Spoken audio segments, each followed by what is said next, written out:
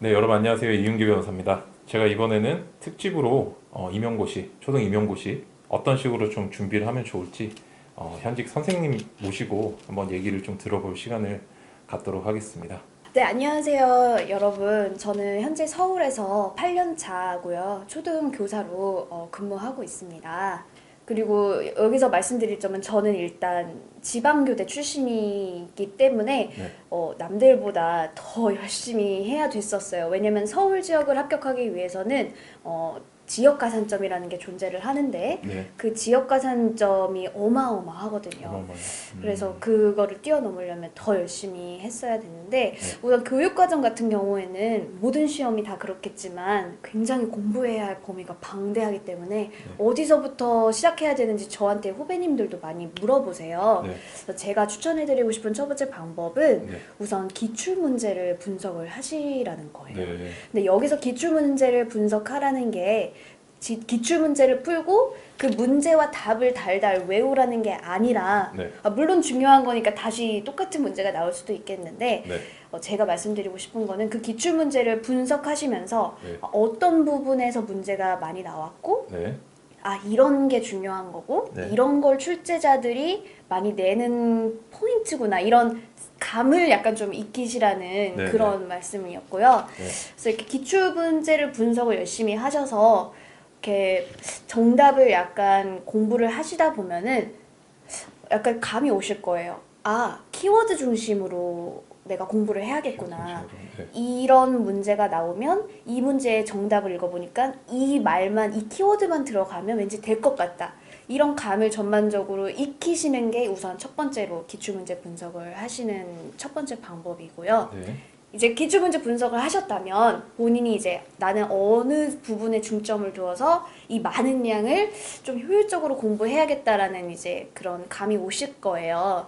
그럼 이제 공부를 하시면서 이 문장을 읽었는데 난 이 부분이 왠지 나올 것 같고 그리고 이 부분이 나오면은 이 키워드를 써야지 내가 정답이 될 것 같다 하면은 그 키워드 부분에 저는 넘버링을 했어요. 네. 저는 따로 공책 정리를 못했어요. 되게 그 정신이 귀찮아하는 아니었죠. 성격이라서 네, 네. 저는 그냥 딱 앉아서 막 책에 필기를 하는 성격도 아니고 네.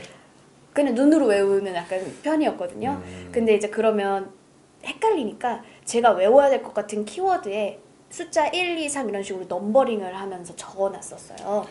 그거는 네. 문제별로 하는 건가요? 아니면 넘버링 한다는 게 네. 하나의 뭐 예를 들어서 내가 구성하는 답안에서 네. 그러면 그 숫자를 갖고 외우시는 거예요? 몇 개의 키워드가 있었다 이런 식으로? 네, 그렇죠. 만약에 이 부분에서 이렇게 딱 중요하다 하면은 뭐 네. 이렇게 question 이렇게 딱 쓰고 네. 관련된 그 내가 생각하는 네. 답에다가 네. 단어 1, 2, 3 이렇게 적는 거죠. 어. 그 뭉텅 그 패러그래프라고 하죠. 그 뭉텅이로 네. 약간 좀 이렇게 뭉텅이로. 공부를 했던 것 같아요. 네, 선생님 되게 이게 신기한 게 네. 제가 이제 영상들 많이 올리고 있는데 네. 사실 이제 영상 저희가 이제 유튜브도 서로 알고 있고 네. 하지만 하나씩 다 눌러서 다 보지는 못하거든요. 그렇죠. 보지 못하는데 네. 지금 말씀하신 방법들이 제가 일반적으로 말씀드린 방법들하고 되게 비슷해서 변호사님. 예, 왜냐하면 이게 뭐 시험 유형은 되게 다르지만 제가 최근에 책도 냈고 근데 네. 동북아시아에서 존재하는 공부법들을 다 이제 분석해서 제가 학생 어. 때부터 저는 그렇게 공부를 했거든요. 네. 근데 모든 사람들이 이렇게 얘기를 해요. 음. 처음에 대뜸 어떤 방대한 양의 텍스트를 보지 말고 음. 기출문제 분석을 시작을 해서 선생님 범위랑 유형을 음. 거기서 체크를 하고 네. 어떤 단어가 나오면 이게 답이 된다는 느낌을 갖는 게 중요하다. 네. 이거를 모든 합격 수기나 책에서 다 얘기하고 있어요. 정말요? 네, 그래요. 진짜 그래요. 그래서 이게 제가 오늘도 그래서 확인한 게 시험 유형과 무관하게 어떤 일종의 귀납적인 좋은 방법이라는 건 존재하는구나 이런 느낌이 일단 들고 그다음에 두 번째로 얘기하신 것도 내가 뭐 공책 정리라든지 이런 걸 하지 않고 그다음에 거기다 직접 답안에 넘버링 하셨다고 그랬는데 네. 이것도 암기 기법 중에 청킹이라고 그래서 네, 그럼 청킹. 외울 때 대상의 개수를 이제 크게 묶어주는 거죠. 네. 그거 하는 것과 그다음에 암기 노트를 따로 안 만드는 건 지식이 분산되기 때문에 텍스트랑 그래서 그런 것도 제가 평소에다 말씀드린 건데 너무 이제 신기해서 영광입니다. 네, 그래서 하여튼 참 영광이라기보다는 저도 되게 놀랐어요. 이게 확실히 좋은 방법들은 어디나 통하는구나. 네. 그래서 저는 조금 특이한 점이 1차 공부를 대부분 공부 스터디를 많이 하세요. 네, 네. 그래서 스터디원들과 우리 며칠까지 각자 여기까지 공부해오고 서로 문제를 만들어서 네. 이렇게 공유하는 그런 공부 스터디를 많이 하시는데 저는 안 했어요. 저는 스터디는 1차 때 하지 공부 않으셨고요. 스터디를 안 했고 제가 한 스터디는 생활형 생활형 스터디였거든요. 스터디. 네. 그 저희 학교 도서관에 그 칸막이 칸 말고 그 스터디 방처럼 된 큰 테이블에 있는 그런 스터디룸 있잖아요. 네. 거기서 이제 같이 서울 지역을 준비하는 3명의 스터디원과 항상 저희는 거기서 공부를 했어요. 근데 그 3명이 다 약간 비슷한 식으로 공부를 했어요. 이렇게 딱 키워드 중심으로 넘버링 하면서 그래서 우리는 공부를 하다가 즉석에서 문제를 내는 거예요. 야, 이 문제 이거에 대한 이게 만약에 나오면 키워드 3개 말해봐. 딱딱딱. 그러면 각자 셋이 공부하다가 얘기하고 이게 만약에 내가 모르는 거였네 하면 나도 거기다가 표시를 하고 교실하고. 네. 이게 저는 정말 도움이 많이 됐던 도움이 것 많이 같아요. 되셨어요? 그리고 그냥 서로 자다가 조금 깨워주고 너무 공부하다 스트레스 받으면 이렇게 그냥 수다도 떨고 산책도 하고 같이 밥도 네, 네. 먹고 저는 이 시험이 되게 멘탈 시험이라고 생각을 해요. 네, 멘탈이 네. 너무 중요하기 때문에 공부 스터디보단 저한테는 이렇게 같이 공부하는 이런 든든한 친구들이 있다는 게 되게 많이 도움이 됐고 그렇게 친구들과 즉석에서 이렇게 키워드 중심으로 문제를 내고 이랬던 게 저는 정말 많이 도움이 됐어요. 개인적으로. 네, 이런 것들도 제가 스터디의 효용에 대해서 말씀드리는 것과 되게 좀 통하는 게 있는 게 저는 스터디를 하지 말자주의인데 근데 방금 말씀하신 건 되게 스터디의 장점만 좀 모여있는 네. 케이스예요.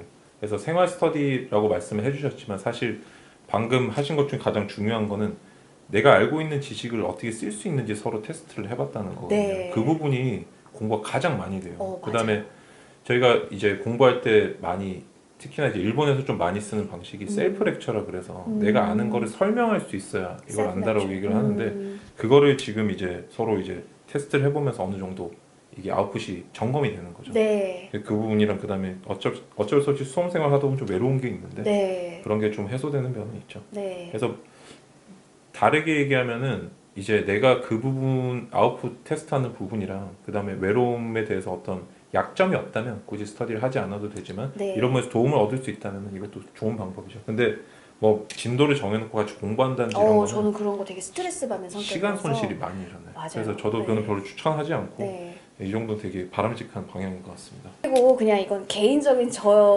제가 겪은 경험을 통한 조언이자면 여러분 그런 말에 휘둘리지 마세요. 뭐 이번엔 여기가 나올 것 같다. 이번엔 왠지 이게 나올 것 같다라 카더라 통신 있잖아요. 네네. 제가 그렇게 해서 좀 피본 케이스여서 그냥 다 공부하겠다고 마음을 먹으시는 걸 추천을 드리고요. 그리고 또 이제 그 교육 과정에 대해서 지금 공부법을 네네, 말씀드린 거고 얘기해 교직 논술은 비슷해요. 교직 논술은 그냥 그 기출 문제를 똑같이 풀어보시고 저는 이제 그 정답을 그대로 필사라고 하나요? 네. 그대로 정답 그 모범 답안을 필사하는 그런 걸 연습을 하면서 또 감을 익힌 거죠. 아, 이런 키워드 중심으로 좀 공부를 해야겠다. 그리고 이거는 그냥 스터디원들과 같이 시간 안에 시간을 지켜서 그냥 써내려가는 연습을 했던 것 같아요. 사실 근데 교직 논술은 그렇게 비중이 크지는 않아서 요 정도만 그냥 기출문제 분석하시고 시간 내에 키워드 중심으로 쓰시는 연습만 몇 번 해보시면 이렇게 부담이 있는 부분은 아니거든요. 네. 그래서 이렇게 1차에 대해서 얘기를 드렸고요. 네. 1차도 제가 지금 교직 논술 부분도 네. 조금 말씀을 드리면 제가 생각하는 어떤 공부 중에 하나는 네. 답안을 쓸 때 특히나 논술형 시험은 쓰는 게 아웃풋이다라고 대부분 생각을 많이 하시는 것 네. 같은데 실제는 내가 머릿속에 어떤 순서로 어떤 키워드를 쓰겠다가 정해지고 네. 그 다음에 이거 손으로 옮기는 거라고 생각을 하거든요. 맞아요. 근데 근데 손으로 옮기는 필사하셨다고 얘기를 하셨는데 네. 그 과정에서 근데 저는 이제 개인적으로 좀 나눠야 된다고 생각을 해요. 어. 필사 자체에서 얻는 거는 두 가지거든요. 첫째는 실전에 대한 감각. 그래서 시간 안에 쓸 수 있는지 네. 보셨다는 게 그 네. 의미고 네. 그다음에 첫 번째로 더 중요한 거는 어떤 키워드를 어떻게 쓸 네. 건지 연습하셨다는 네. 건데 그 두 가지 연습이 될 정도면은 저는 충분한 것 같고 네. 필사는 좀 어떻게 많이 하셨어요?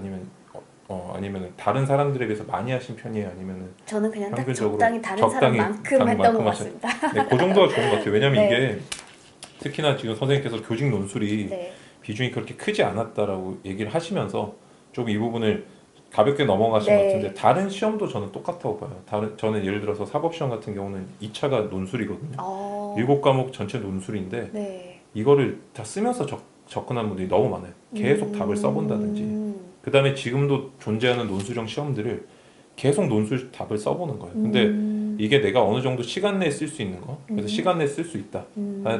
이게 연습이 되고 나면은 그때부터 쓰는 연습을 하는 게 아니라 사고 연습을 해야 돼요. 사고 연습. 어떤 키워드를 내가 아웃풋을 해낼 수 있는지 이거는 정말 써보고 싶은 키워드만 써보면 돼요. 전체 문장을 쓸 필요는 없거든요. 그래서 방금 말씀하신 것과 그다음에 일반적인 공부법 비교해서 제가 조금 그렇게 네. 정리를 하고 넘어가겠습니다. 네. 네. 그리고 이제 1차는 이렇게 얘기를 네. 해주셨고요.